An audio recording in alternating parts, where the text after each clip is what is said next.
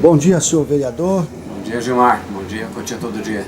Queremos ter aqui a sua paciência um pouco para uma entrevista, falar dos seus planos para a cidade, pode ser? Vamos lá, vamos dialogar. O senhor será o primeiro a ser entrevistado. Para mim é uma honra. A campanha, como é que está a campanha? Gilmar, não começou ainda, mas já está quente. Vamos enfrentar o gigante. E vamos derrubar o pé dele de barro. A primeira pergunta: por que é que você quer ser prefeito de Cotia? Eu sou fruto dessa terra. Meu berço é Cotia, eu sou nascido em Cotia, nasci no Jardim Monte Santo, em dezembro de 1972, e tenho por essa terra um profundo amor. E para mim seria uma honra absoluta, eu seria o melhor prefeito da história dessa cidade, e serei o melhor prefeito da história dessa cidade, porque eu amo a cidade, e não apenas os recursos que essa cidade tem. Nesses 2 mandatos de vereador, o que você observou de mais importante que precisa mudar?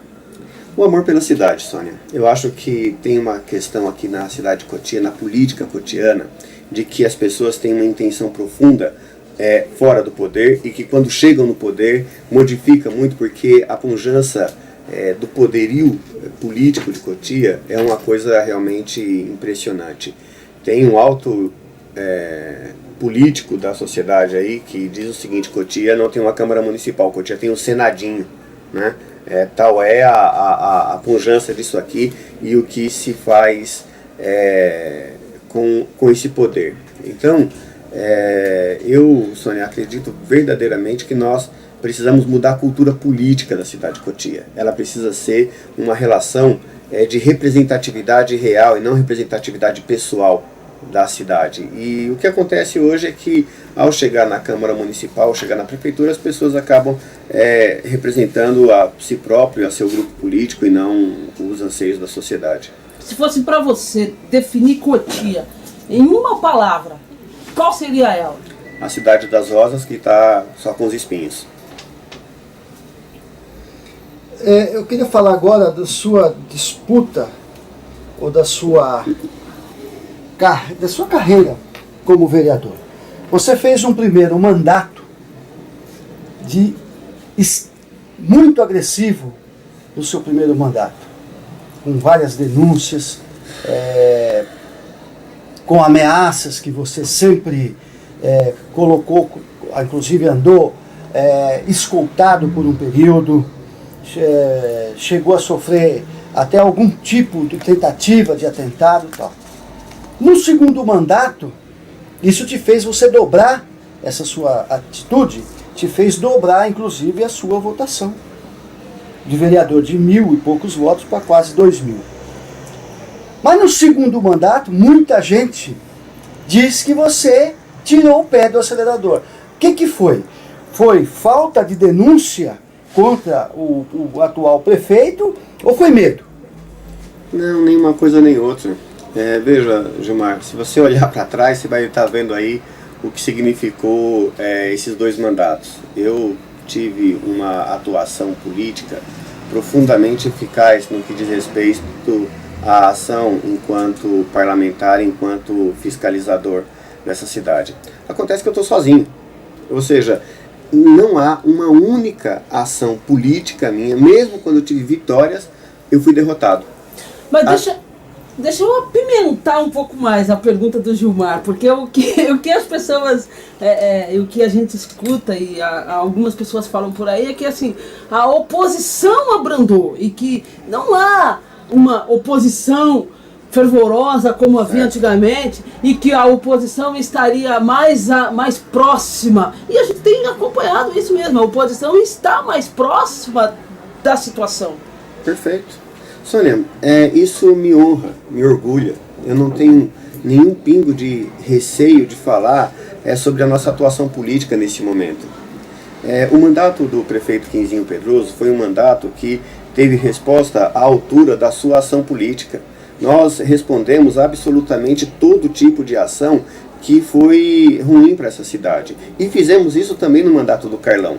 O Carlão acabou fazendo uma mudança política e de programa, de que todas as nossas questões levantadas e suscitadas na Câmara Municipal eram respondidas com muita brevidade. Eu nunca tive uma única ação de denúncia nessa Câmara Municipal nesses últimos 3 anos e meio que não tenha tido uma resposta imediata da Prefeitura. Agora, as pessoas falam muito em denúncia, mas até agora não me chegou aqui nenhum fato concreto onde eu pudesse estar pegando, a partir desse fato concreto, uma ação que eu pudesse estar envolvendo o Carlão numa ação de corrupção ativa. E eu tenho dezenas de outros exemplos que era corrupção ativa. Agora, o que me falha e o que me dá uma decepção muito grande é que o Ministério Público de Cotia, o Judiciário de Cotia, nunca tomou, esse sim, nenhuma ação concreta contra as denúncias que são concretas. Então, assim, isso... Você acha que o Ministério Público de Cotia não está cumprindo o seu papel? Gilmar, se tivesse, tinha um monte de gente presa. Tenho tranquilidade de dizer isso. Tranquilidade.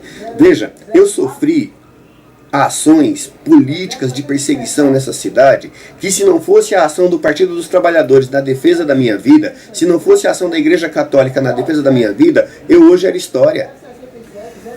Falando de Carlão Camargo, que você elogiou agora há pouco, inclusive,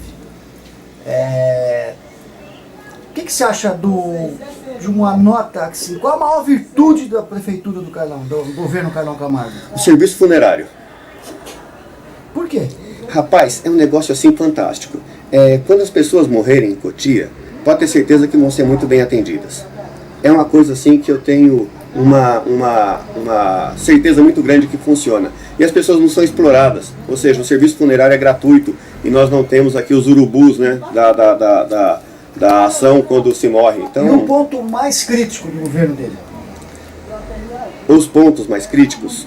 Se dá. Um é pouco. Eu acho que a saúde é uma tragédia administrativa, ela não é uma tragédia política, que tem uma diferença muito grande de uma da outra. É um governo que não conseguiu fazer continuidade na ação de saúde pública da cidade. E pior, nesse momento terceiriza a saúde pública de maneira absolutamente incompetente. O sistema de saúde, ele tem um tripé que é fundamental ser obedecido para que a gente possa ter uma saúde que funcione. Ele tem que ser público, ele tem que ser gratuito e ele tem que ser universal. A saúde de Cotia não é pública, ela é privada ou privatizada. As pessoas até acessam a saúde de maneira... vai no posto de saúde e são atendidas como se fosse um posto de saúde público. Mas ele é particular. O modelo é particular, ele não é modelo SUS. E isso acaba causando um conflito profundo entre o sistema brasileiro e o sistema local, por isso que não funciona. E essa competência esse governo não teve de poder operar. Calma, falando do teu partido, eu inclusive postei esses dias no Twitter que tem alguns candidatos a vereador, pré-candidatos, ou agora candidatos, né? Que não estão muito felizes com a sua campanha na rua, que acha que você está deixando a desejar. O que você tem a dizer sobre isso? Eu espero que esses candidatos me tragam as condições para que eu possa fazer a campanha do sonho deles. Veja, Jesus Cristo, para fazer milagre, teve que ter 5 pães e 2 peixes.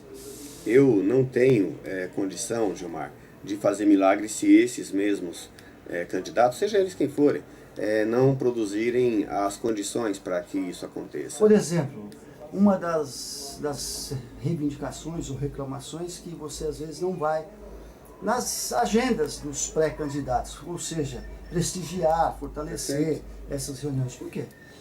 Se é que ocorre. Então, exato. Primeiro, eu estou esperando a tal da agenda, mas de todo modo, assim, a minha agenda tem sido muito concorrida, tem sido muito cheia, Gilmar. Eu tenho andado por essa cidade, porque eu tinha uma cidade muito grande, são 325 quilômetros quadrados de cidade. Então, você tem uma reunião, às vezes marcada no Jardim Japão, e uma outra reunião marcada 2 horas depois, no quilômetro 21 da Raposo. Às vezes não dá conta de você conseguir humanamente estar em 2 lugares tão distantes, com horários tão próximos. São 16 candidatos hoje, que nós vamos chegar a 20, pelo menos 20 se for uma chapa só do PT. Então, é uma questão de conciliação e de ajustamento de agenda, mas isso é muito mais uma intriga gilmariana do que propriamente o problema do PT, viu? Não tem esse problema, não. Você é católico, praticante, e com isso você espera que você vai ser o candidato da Igreja Católica? Gente, vocês não conhecem, as pessoas não conhecem a Igreja Católica, não fazem a menor ideia. A Igreja Católica não tem candidato. O candidato da Igreja Católica é Jesus Cristo. Só. Né? As pessoas têm direito a fazer opções.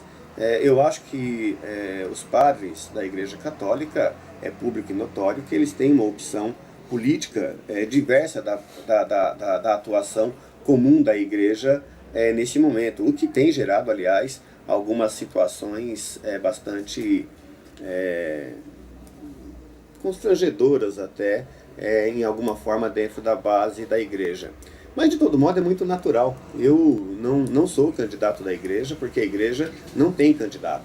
Mas eu sou um candidato na Igreja. E isso sim, eu sinto profunda honra em ser representante católico na política. Eu sigo a orientação da doutrina social da Igreja, eu sigo a orientação da Igreja Católica, eu tenho profundo respeito pelos padres, pelos sacerdotes católicos, e tenho relação com todo o povo cristão, que é a minha religiosidade. E sou profundamente ecumênico. Eu acredito que as pessoas, a essência maior do ser humano é a sua religiosidade, seja ela qual for. Então, a questão da Igreja, não esperem da Igreja anúncio de apoio a candidato A, B ou C. Né? Eu não sou um deles, aliás. Para encerrar, passar a régua, como diz, em uma frase de 15 segundos, me convence a votar em você.